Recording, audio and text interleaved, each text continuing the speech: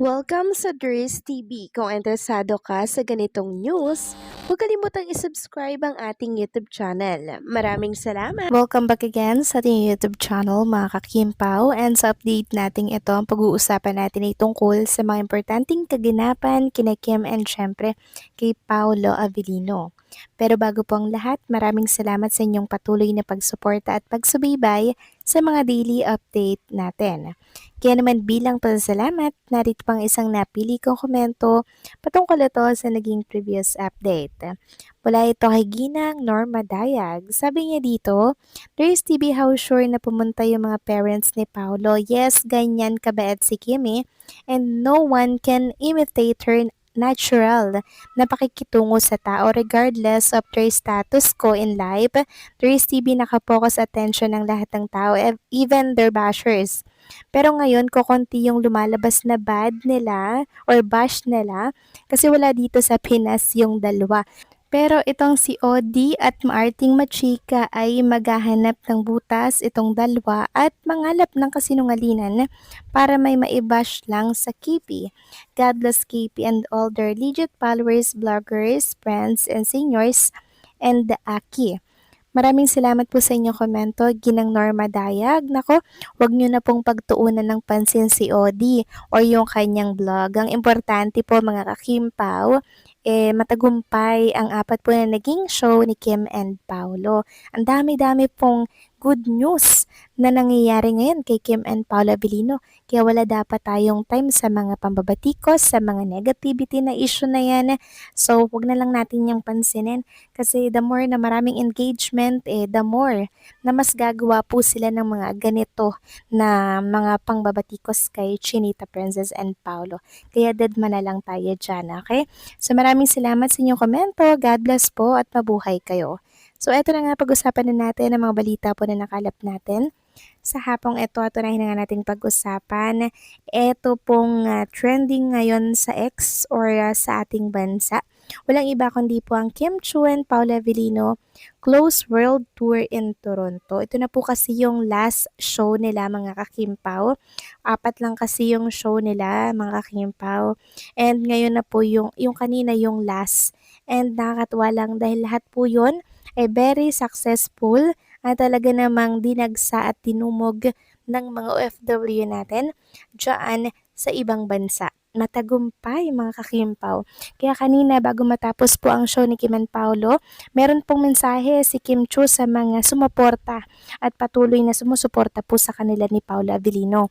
Mangyak-ngyak nga po si Chinita Princess na nagbigay ng statement, pasasalamat sa pagsuporta dahil ginawa po ninyong successful ang world tour nilang dalawa ni Paolo.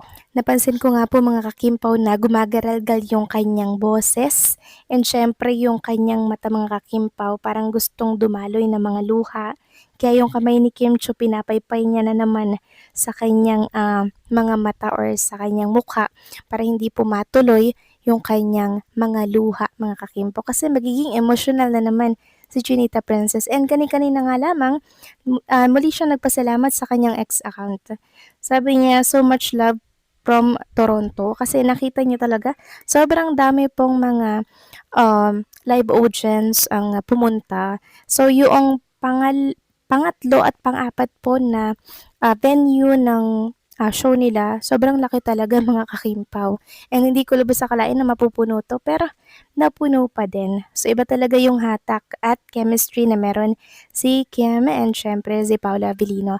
Nakaka-amaze, nakaka-proud mga kakimpaw dahil deserve nila itong pagsuporta at mainit na pagtanggap sa kanila ng mga kababayan po natin dito sa ibang bansa.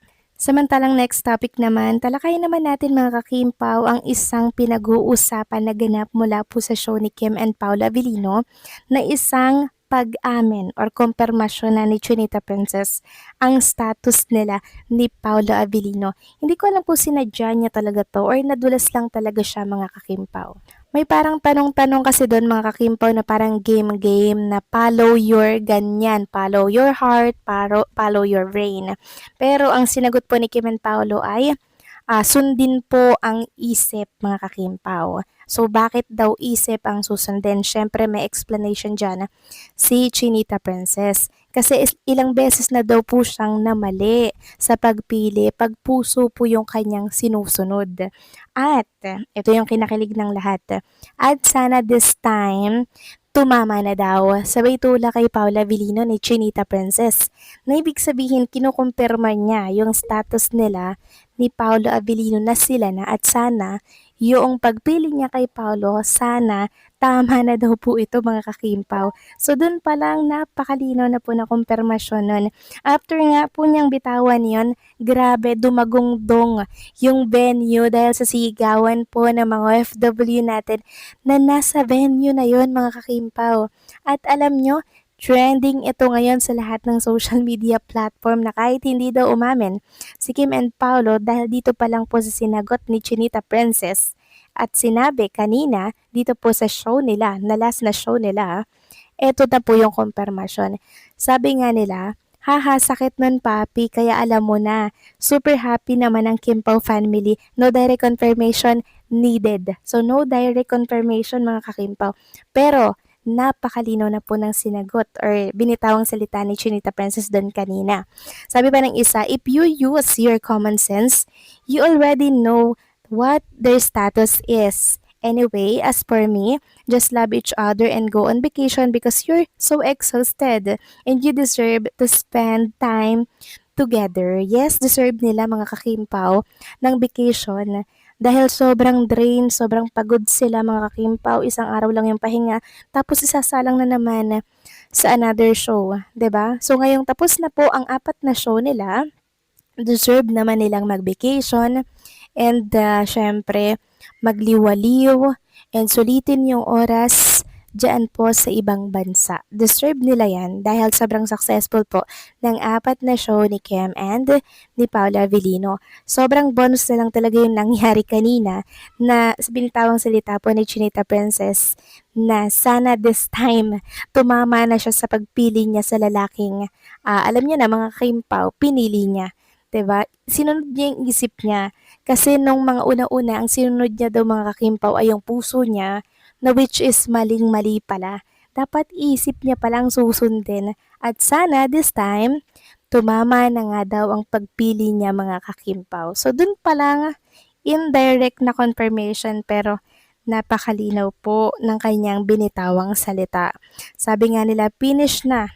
Wala na, finish na kasi tinapos na po nila ang laban. Kumpirmasyon na yan. Kaya ang next na abangan nga ng mga Kimpo fans since umami na po si Chinita Princess dito po sa last show nila sa Toronto ay yung wedding bell. So yun yung dapat abangan kasi na-confirm na na sila ng mga kakimpaw So wedding bells naman ang sunod nito. So paano mga Kimpaw, hanggang dito na lamang po ang update natin. Maraming salamat po sa patuloy na pagsuporta.